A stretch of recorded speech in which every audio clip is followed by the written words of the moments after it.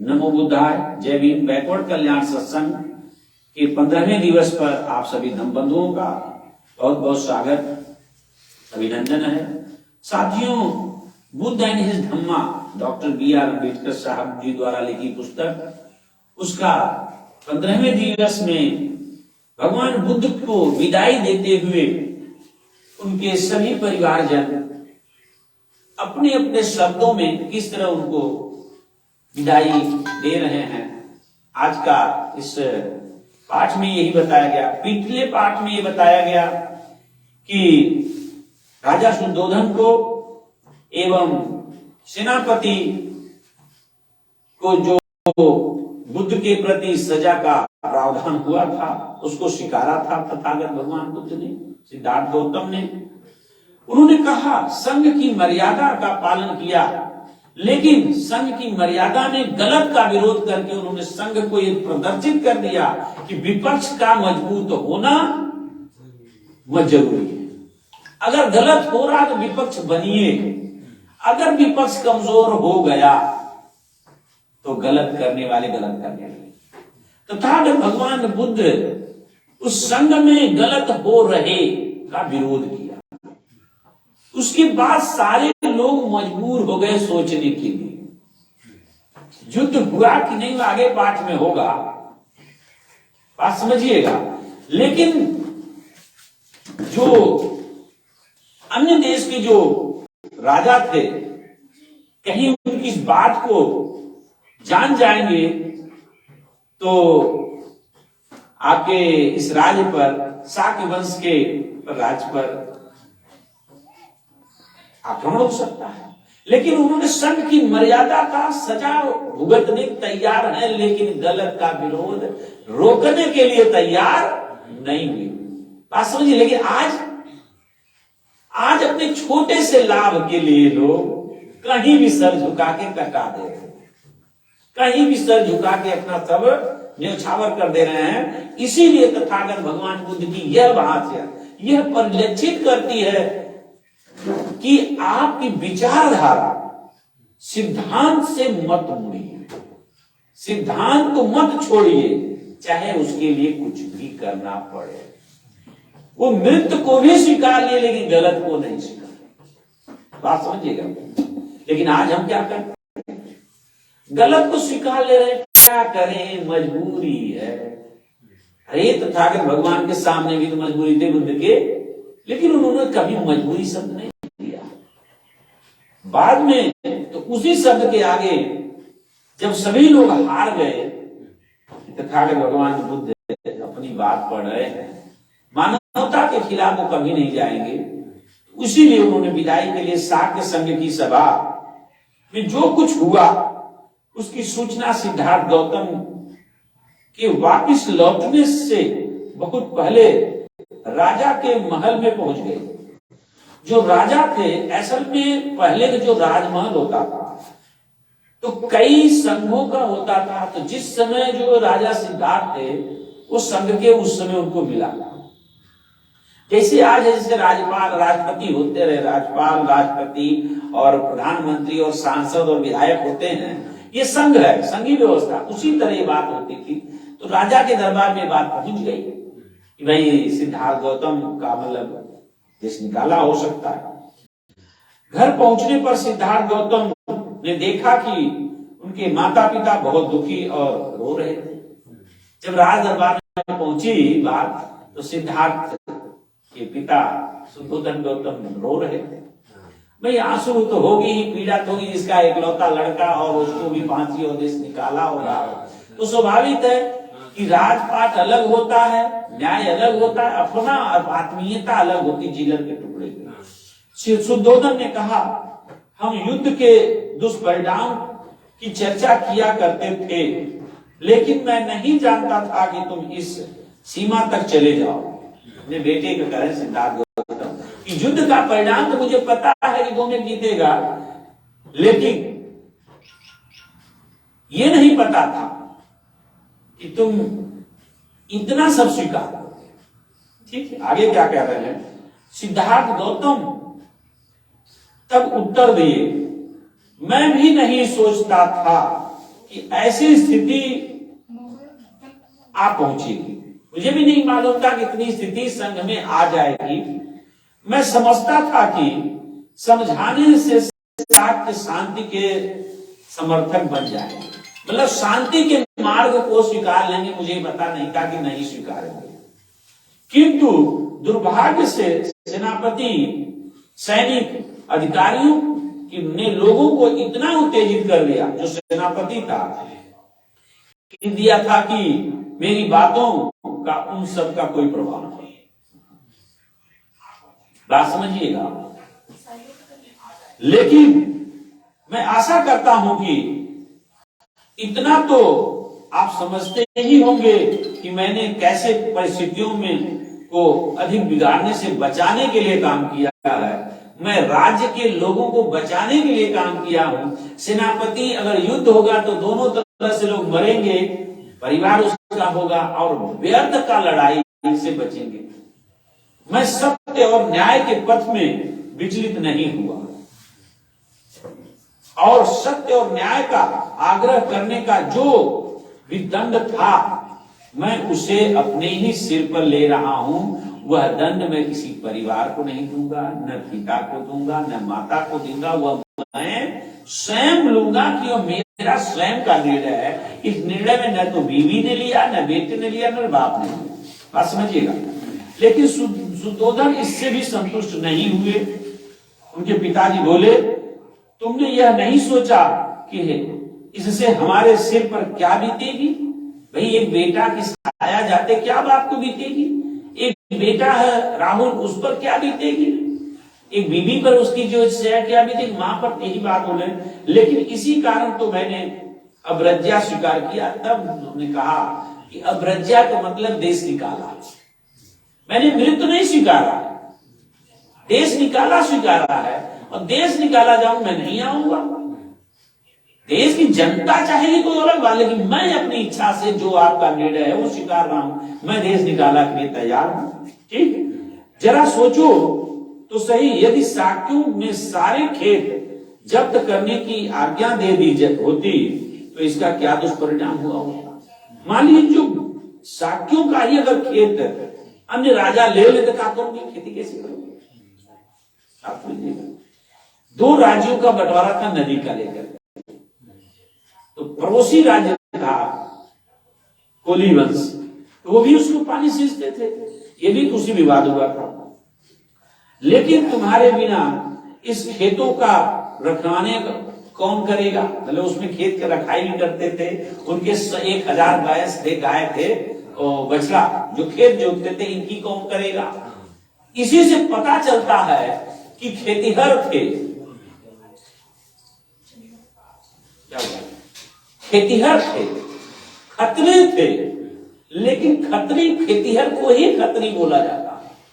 जो सेनानी थे, जिनके पास खेत ज्यादा था, राजा भी थे सुद्धोधन, इसलिए खत्री थे। यानी ज्यादा खेतिहर को खत्री बोला जाता, खेतिहर पाली भाषा में। ठीक है। सुद्धोधन ने बोले कि भाई, तुम्हारे न रहने के बाद खेतों का क्या होगा, बैलों का क्या होगा? तुमने ये नहीं सोचा? सारा परिवार ही शाक्य जनपद का परित्याग कर दे, देश के बाहर क्यों न चले जाए? अगर मान लीजिए आप नहीं चले, सब लोग चलते, अगर ऐसा हो। रोती हुई प्रजापति गौतम की सहमति थी। बोली, तुम हम सबको इस प्रकार छोड़कर अकेले कैसे जा सकते हो? सिद्धार्थ ने सांत्वना दी, मां, क्या तुमने हमेशा छत्राणी होने का दावा नहीं किया? अब छत्राणी सब उसे खतरानी बोला जाता है, खतरानी। छत्राणी होने का दावा नहीं किया था? क्या यह ऐसा ही नहीं है? तुम्हें वीरता की त्याग नहीं करना चाहिए? इस प्रकार दुखी होना तुम्हारे लिए अशोभनीय है। यदि मैं बुद्ध भूमि से गया होता और वहां जाकर मर गया होता, युद्ध भूमि में गया होता, अगर युद्ध में गया तो मर जाता, तब भी तो तुम जैसे जेलती। और अभी मैं तो जा रहा हूं, तभी जेलो। 2 में 1 तो होना ही था। भाई या तो मृत्यु होती या तो देश निकाला हो। वही बात है कि युद्ध भूमि में मारा गया होता तो क्या, मर गया होता तो क्या तुम क्या करती? जब आप उन्हीं से पूछे क्या तब तुम कुछ इसी प्रकार दुखी हुई होती? चल सकता हूं, नंद केवल एक बच्चा है, मेरे पुत्र राहुल का अभी जन्म भी हुई आपत्ति की, लेकिन मां शाक्य क्या कहेंगे? क्या वे इस देशद्रोह से न समझेंगे? असल में ये बात हुई कि अगर हम सब लोग परिवार मिलकर के जो बगल के जो श्रेष्ठ राजा थे, अगर हम विद्रोह कर देंगे तो देशद्रोह नहीं हो जाएगा, सब लोग निकल जाएंगे। इसलिए जो सजा मैंने उसका जवाब दिया तो मैं ही झेलूंगा, आप लोग नहीं। आप लोग राजा हो, राज बन करके संघ को चलाइए, ठीक है? समझ में आ रहा? ये पहली भूमिका इसलिए बता रहे हैं कि पहले ऐसी घटनाएं हुई थी। राजा सुद्धोधन थे, उनके बेटा सिद्धार्थ थे, उनकी माता गौतमी है, बात समझ रहे हैं? और पहली जिससे पैदा हुए थे वो मौसी हैं, लेकिन जो माँ उनकी हैं वो महामाया थी। उनके महामाया थी, जो पैदा होने के एक हफ्ते के अंदर ही उनका देहांत हो गया था, समझ रहे हैं? इसके बाद सिद्धार्थ मौसी ने गौतमी थी, प्रजापति गौतमी नाम था, तो उनसे शादी राजा सुद्धोधन की हुई थी। गौतमी के नाम था क्या? प्रजापति गौतमी उनकी मौसी थी, जबकि वो बड़ी थी। लेकिन युद्ध में जब राजा सुद्धोधन जीत के आए थे, जब शादी हो रही थी, तो उस समय ये जब युद्ध जीते थे तो इन्होंने उनकी शादी उससे हुई थी, क्या नाम है, महामाया से। लेकिन जब युद्ध हुआ, कौशल कहीं मतलब युद्ध हुआ, तो उसमें इतना वीरता थे और ये थे कि ये राजा इनको भी इनके साथ रखने के आदेश करते। दोनों लोगों से शादी हुई थी, यही वजह थी कि दोनों मतलब पत्नी और पत्नी की बहन, मतलब बड़ी बहन थी, ठीक। तो बाद में जब वो मर गई तो वो जो है कि पाली पोषी थी। तो प्रजापति जो गौतमी थी, उनका भी एक बेटा था, उसका नाम आगे पता चलेगा, समझ रहे हैं? तो इस तरह से वो जब उनको देश निकाला हुआ तो वो पाली पोषी थी, तो माँ ही तो कहेंगे भाई, दूध पिलाने वाली माँ होगी, पालने पोसने वाली है, पैदा करने वाली, तो दोनों काम। इसलिए आगे क्या कहते हैं, शांति लो। इसलिए हमने ये बात रखनी पड़ी कि यह सही है कि मुझे अकेले ही जंगल में रहना है, क्योंकि मैं अकेले ही इसका दंड का भागीदार हूं। लेकिन कोली जो पड़ोसी राज थे, जो बहुत ही मतलब थोड़े इनसे कमजोर थे, मतलब इनके जो राज थे, राजा का वो था दरबार, क्या बोलते हैं, सिद्धोधन का राज, उसमें कपिल वस्तु था। कपिल वस्तु राजा सिद्धोधन का राज था, और उसके मतलब जो कोली वंश का राज था, जो नहर के, और जो कौशल नरेश थे वो बड़े राजा थे, समझ रहे? जैसे यहाँ पर बड़ा है, राष्ट्रपति हैं तो प्रधानमंत्री हैं, तो ये है, तो छोटे छोटे होते ना, मुख्यमंत्री हैं तो फलाने मुख्यमंत्री हैं, तो जैसे नहीं है पूरे देश का। तो कौशल नरेश बड़ा थे, कई राज्यों के, तो जो छोटा राज था सेना ये किसके थे? हाँ, आज कपिल वस्तु, समझ रहे हैं? ये सब मध्य बिहार में ज्यादातर पड़ता है, बिहार से, और सबसे ज्यादा बिहार, और आपको इधर जाएंगे आप नेपाल में पड़ता है, नेपाल में लुम्बिनी और सब वहां ज्ञान लिए, बनारस का एरिया पड़ता है। इसके बाद आप जाएंगे, आप संत कबीर नगर के आगे जाएंगे तो आपको जहां पर उनका देहांत, मतलब वो देहांत हुआ था कुशीनगर, वहां पर कुशीनगर में, ये सब ऐसे हैं जहां उनको ज्ञान दिया। तो गया में भी ये है, सब एक ही था, बड़ा एरिया था, तो ये सब चीजें हैं। चैतर वन में उनका हुआ था। तो लड़ाई के हिस्सा लेने और जंगल में रहने, इन दोनों में से अधिक श्रेयकर क्या है? तब उन्होंने क्वेश्चन किया कि भाई जंगल में रहना और युद्ध में जाने में श्रेय क्या है? इस बीच सुद्धोधन ने प्रश्न किया, लेकिन इतनी जल्दी किस लिए शाक्य संघ ने अभी कुछ समय के लिए लड़ाई को स्थगित कर दिया है, जब इनकी बात हुई, जब एकदम तड़ गए तो उन्होंने स्थगित कर दिया। राजा ने कहा कि अभी तो युद्ध स्थगित है, अभी काहे को निर्णय ले रहे हैं। तो हो सकता है कि युद्ध कभी छिड़े ही न। राजा शुद्धोधन कह रहे हैं तुम अपनी प्रजा भी क्यों स्थगित नहीं करते। अभी जब हम लोग युद्ध को स्थगित किए हैं तो तुम बाहर जाने को, देश निकाला के लिए तैयार हो तो रोक दो। भाई उन्होंने समझाया, सब लोगों ने समझाया, भाई रुक जाओ, भाई इकलौते लड़के हो और युद्ध के रोक लो।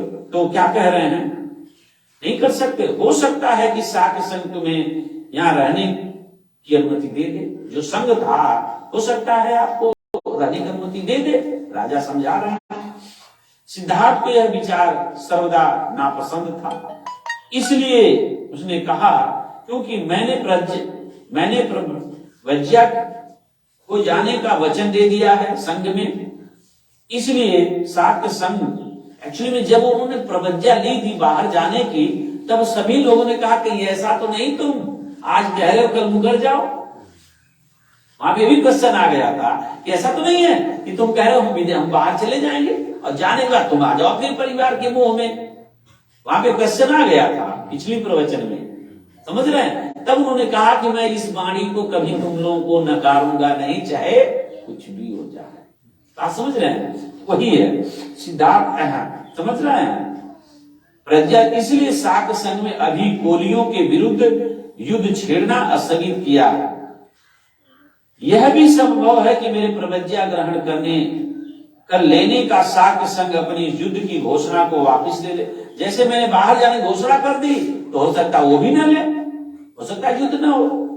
किंतु यह सब कुछ मेरे पहले प्रव्रज्या से लेने पर ही निर्भर करता है।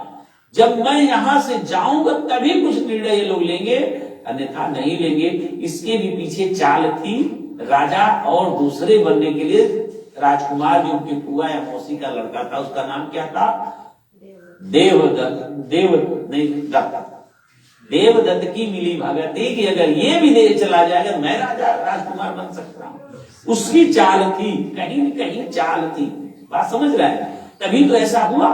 आगे मैंने वचन दिया है, मुझे उसे अवश्य पूरा करना है। तथागत भगवान बुद्ध, गौतम बुद्ध बोलते हैं वचन भंग कर बड़ा बुरा परिणाम हो सकता है हमारे लिए भी और शांति पक्ष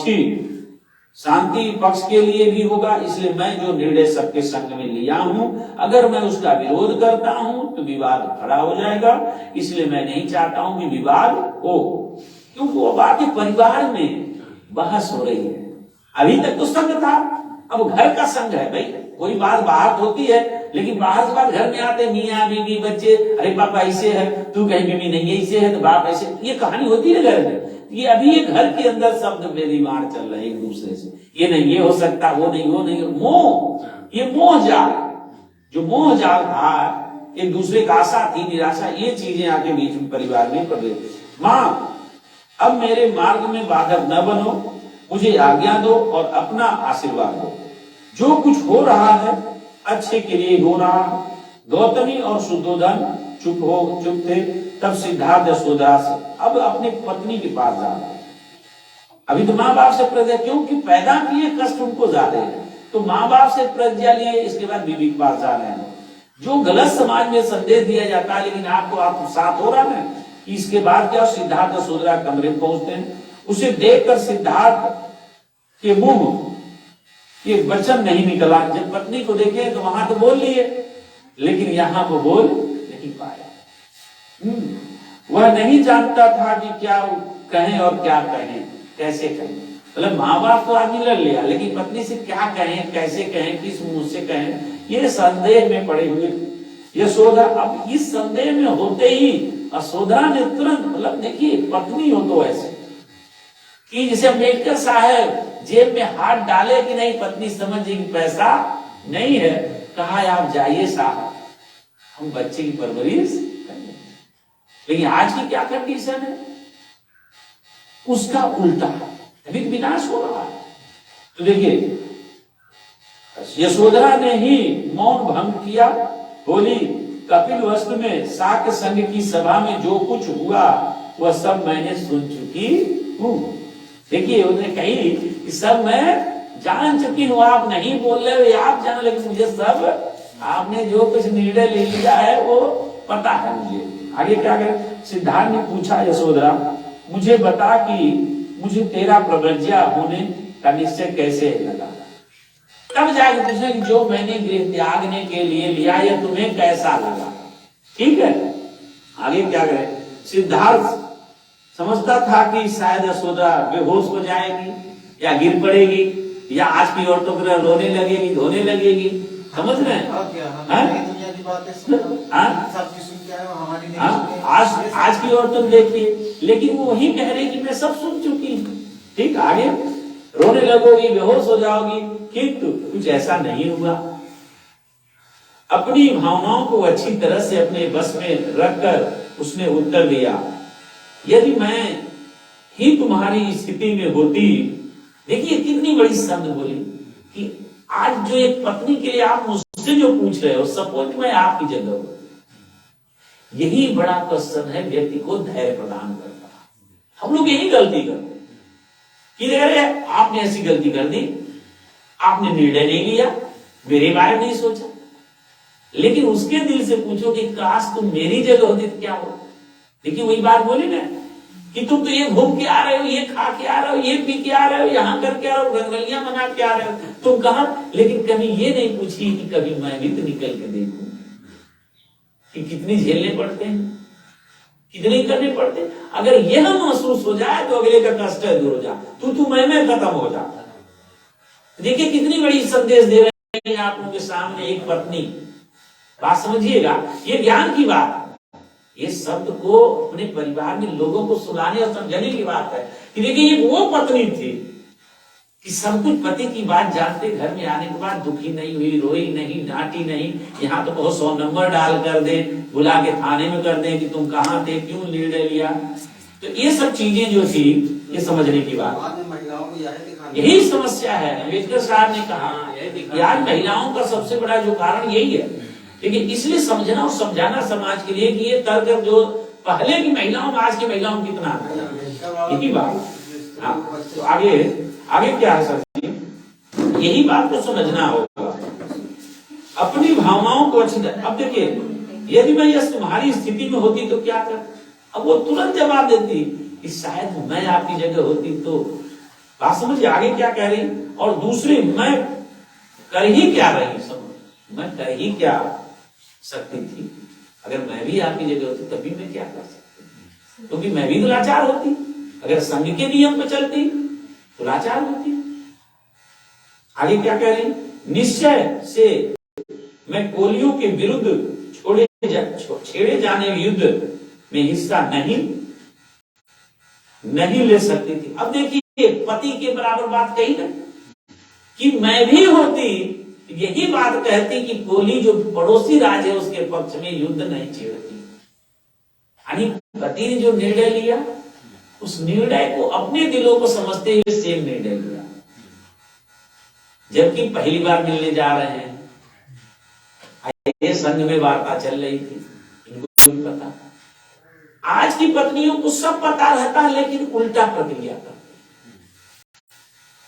सारी बात बता दो फिर भी कहीं तुमने कुछ बताया नहीं।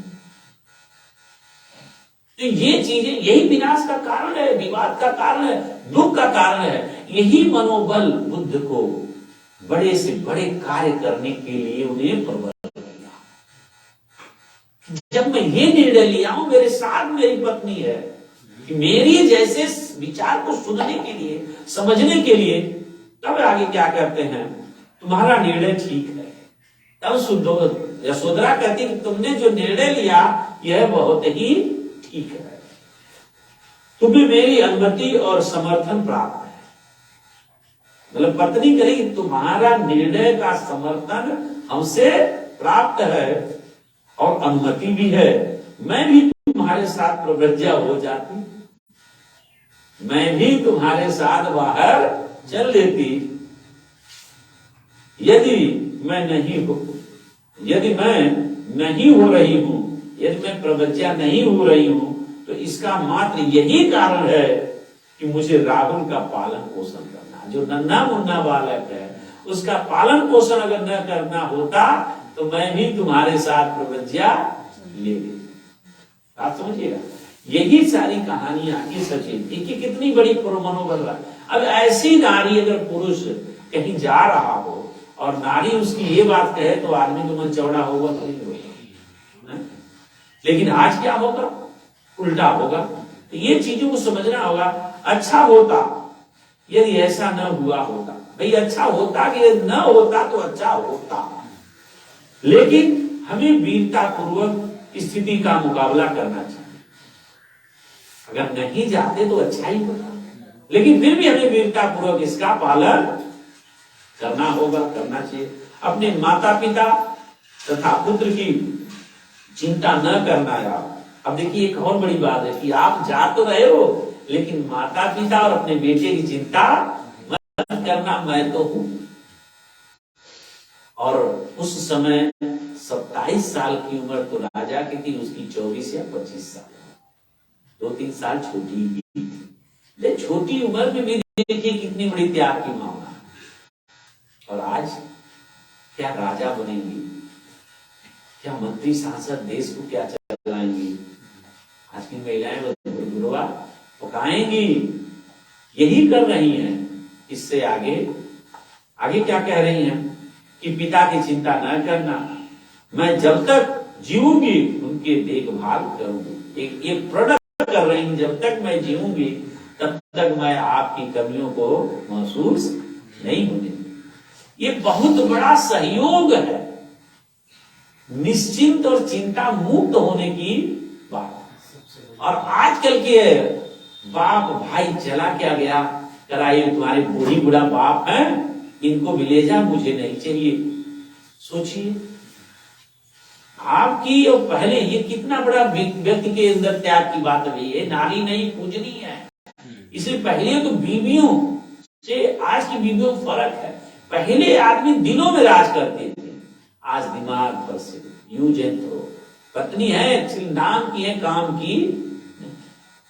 ये चीजें समझिएगा। आगे क्या है, आज अब मैं इतना ही चाहती हूं कि अपने प्रिय संबंधियों को छोड़ छाड़ कर जो तुम प्रव्रज्या विदाई लेने जा रहे हो, तुम किसी ऐसे नए पद पर आविष्कार कर सको कि जो मानवता के लिए कल्याणकारी। और यह भी देखने जा तो रहे हो, लेकिन इस कार्य को मजबूती से करना। इसी पर हम लोगों ने गीत लिखा था, बहुत ही मजबूत गीत लिखा। इसी पर यशोधरा कहती है गीत के माध्यम से कि मैया तेरा गौतम सयाना, मैया तेरा गौतम सयाना, कहता मानवता को है लाना, कहता मानवता को है लाना, मानवता का ही तैसी पुराना, कहता मानवता को है लाना। मानवता रूपी कल्याण का लाना और हमें भी उपदेश देना, कुछ उपदेश हमें भी दे जाना, ये मानवता को है लाना। ये गीत के माध्यम से हम लोगों ने इसको पिरोया है, एकदम सेम एज इट इज। इतनी बड़ी बात समझ रहे सर जी। आगे बस अंतिम लाइन है, कल्याणकारी हो ऐसा मानव कल्याण। देखिए ये ज्ञान का पुंज वहीं से उभरा है, किससे, पत्नी से। इसीलिए कहा गया है कि हर सफल पुरुष के पीछे कोई न कोई नारी का हाथ होता है। यही वाणी जब दर्द भरी सुनी जाती है अम्बेडकर के साथ, तो अम्बेडकर साहब की वाणी और यहाँ पे बहुत ज्यादा अंतर है। तभी ये दोनों महान पुरुष वे विश्व ज्ञान के प्रतीक हो गए और ये विश्व ज्ञान के गुरु बन गए। इन्हीं शब्दों के साथ आगे सिद्धार्थ इतने बड़ा प्रभावित हुए। देखिए इतना प्रभावित हुए जिससे पहले उसने कभी नहीं जानी थी। यशोधरा इतनी दृढ़ थी, इतने वीर भाव से संबंधित थी और इतनी अधिक उदारता थी।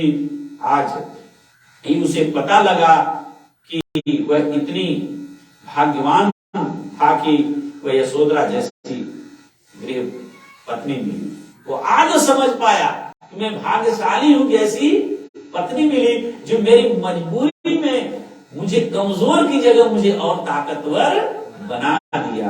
आगे कह रहे हैं, आज भाग्य ने दोनों को पृथक पृथक कर दिया। समझ रहे हैं ना? उनसे उसे राहुल को लाने को कहा, मतलब अंतिम विदाई की राहुल को लाओ, एक पिता की वात्सल्य दृष्टि से डालकर देख लूं। और वहां से वो विदा हो गए। देखिए इससे कितनी बड़ी बात समझ में है कि एक घर के रास्ते में कितने करुणा और प्यार और त्याग की भावना थी। इन्हीं शब्दों के साथ आज का बहुत बड़ा पारिवारिक संघर्ष सिद्धार्थ गौतम, वात्सल प्यार की भावना।